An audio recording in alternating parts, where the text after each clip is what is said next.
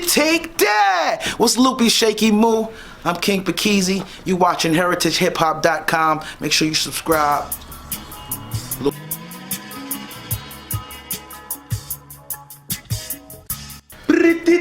Take that! Peace and blessings and welcome back to Heritage Hip Hop. As you know, we are more than music. We give you the real behind hip hop.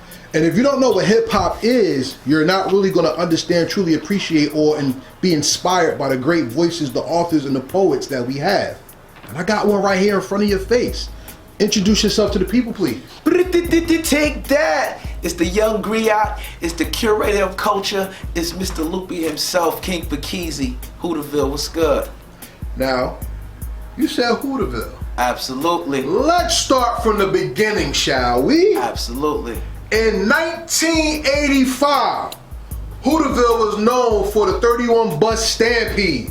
We're talking 8-ball jackets. We're talking people getting smacked on the back of the head with fresh haircuts. And we're talking going to Livingston Mall to see what girls we could get and who was boosting from the mall or going to South Orange or calling some Rutgers. Absolutely. You're from that era. I'm from that era. Absolutely. I was born in that era. Tell me about what was the expectation of Hooterville whenever Hooterville walked anywhere in bricks? Well, I'm from Sunset Avenue, also known as Gunbet, Sunset, Gunset, all of the above.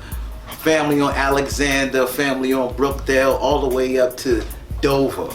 And during that era, Hooterville, one thing about Hooterville, the blocks could beef. But Hooterville, anywhere else, you hear that Hooter, and you already know what it is. It's like a call to arms. It's like when the tribes was calling to war, and everybody come together, and it was a strong impact. But in the Hooter in that era, oh yeah, 8-ball jackets, it was crazy. The corner store across the street, the corner liquor store across the street from the bus depot. Which one? All the way at the top? Like you was going into South Orange. What's the name of it? Dover Street. Not Dover Street one. What was it called again? Dover Street. The one where Shaky Moo jumped over the counter. That's Dover Street. Okay. It was called something else though too. The famous. Yes, Sweeney's. That's the liquor store. That's what he was talking about. Across from the bus stop. The famous Monticello issue. Ooh, he talking yeah, he hit it right up. So, from these blocks came some of the best ciphers that Jersey hip hop ever had to offer. And we're talking before the Book of Basement. We're talking back in the days when people had to really walk the block and bring their rhymes with them. Yeah. How did that era help birth you and the style that you have today? Well, that was still early. That's early. So I'm born in '83. So around that era, I'm still a young boy. I'm still just seeing, artists around the era like the Elder Senseis, the Tame Ones, Digger, Clef, Avalanche. You know what I mean? See, I'm coming up seeing those artists. So me seeing those artists inspired what I do. And you had to, every corner we were spitting ciphers. When I remember we used to have the arcade on Smith Street. You could go to this little squirrel and all them used to be in there like, yo, let me hear something. And you had to, come with some bars or whatever, and it was just like that. Hooterville, though, is the legacy of South Orange Avenue. Absolutely. And one of the famous battles that we had back in the day was West Side across the street where the mural is at with the flag. Okay. Because that's by the cemetery. The vacant lot now. Yes. Yeah. That's by the cemetery. Home of Do It All in Redman. Yes. So absolutely. Throughout all South Orange Avenue, that area, New Jersey hip hop was birthed primarily on that cipher. Did you have to cipher? And if you did have to cipher, what was the battle-tested armor that you had to acquire to be able to rhyme on a track? Well, me coming up, like you said, it was always ciphers, and you had to come with your A game. I always been versatile. My family is Caribbean, so I always came with a different style of melodies, and I'm a classically trained musician. I went to Northwoods Chorus School from 4th grade to 8th grade, and then from Northwoods Chorus School to Arts High. So I always was musically inclined. So I always would come with melodies and different styles, and I would bring that to the cipher. That was my chink of armor. That was my, you know what I mean? Let's pick up where you just left off. the legacy of Newark, New Jersey is under question right now. I don't think so. Let me tell you what's going on.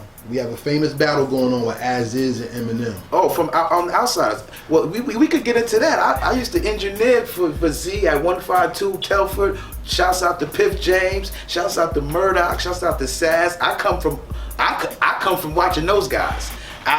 Z, DU, Pace. Pace could tell you I engineered for Pace. We did the Mad Lit project. His brother Jens, that's family. So I know exactly what's going on with As Is going at Eminem and saying that he took the style and all of these shenanigans, and then now it's getting a little publicity, and Z just was on Doggy Diamonds and I saw that, and Z is funny, man. Z, so it was funny. And then actual fact, I saw an interview today with Pace. Pace was on the Evolve show with the Evolve, and he was basically bugging out, saying, you know, what he thought about it. But I think it's shenanigans, to tell you the truth. But it is under fire because now people have to do their homework to see if Newark really was what Newark said it was. Yay and nay. No, tell me how you think not. Yay and nay. It's some once people do their research and they say, oh, As Is, who's shouting out the outsiders, when they think of the outsiders, they're gonna think of Z, Pace, Rod Digger, right? And so now it's gonna make them do their homework.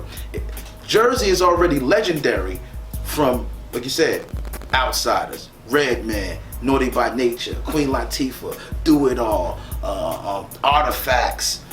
You know what I mean? And then we can even take it to Rotten Rascals and Big Sev, and Haas had the store on 18th Ave, hardware and all that. I come from that era, so I exactly embody Jersey hip-hop, Jersey music, like absolutely. Now let me disagree with you on what you missed. Okay.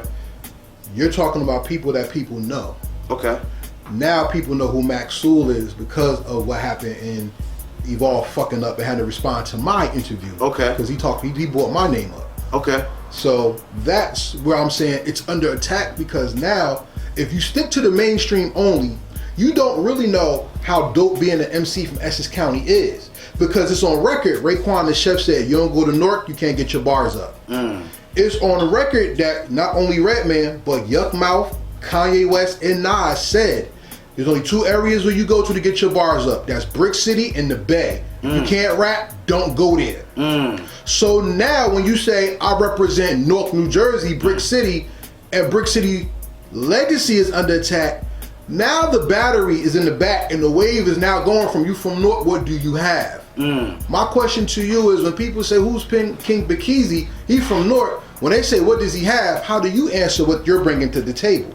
I'm bringing culture. Like I said, I call myself the Young Griot, and like you just said, carrying on tradition, carrying on the legacy, bringing on that style that wherever in the world, if I say I'm from Jersey, I'm from Newark, they be like, oh, New Jersey Drive, no, Redman. They already gonna know from the swag, from the energy, from the content, from the way how I even articulate myself and the words that I say, or my slang, or that's exactly what they're gonna get from me when they see or hear King Pikeezy. But to be a griot means not only do you take that tradition and that culture with you, it also means that you are the walking library of culture and style. Correct. From where you're from. Correct. So in African tradition, it says whenever elder dies, it's like the library's being burned. Correct. Because all the knowledge that they've seen is now gone. Same thing with a poet and griot. Wherever you go, you take that culture and that principle with you. So when the day comes when you play your last note, the encyclopedia, a thesaurus, and a musical library of knowledge, thought, improvisation, innovation, and precision is done and made and solidified within your life. Absolutely. As you travel and your role as a hip-hop griot in Newark, what is the main thing you want people to see before they hear you? When they see me, automatically they're gonna say artist, something creative. He does something creative. I get that all the time. As soon as they see me, from the way I dress, from the way I carry myself, they're gonna say, King, royalty. They're gonna get all of those things that I just said, like you said.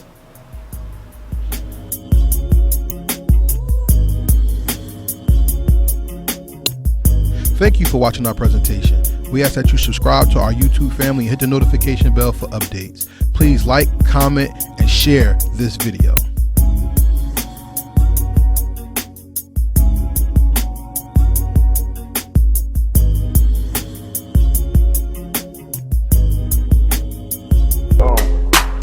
Real hip-hop.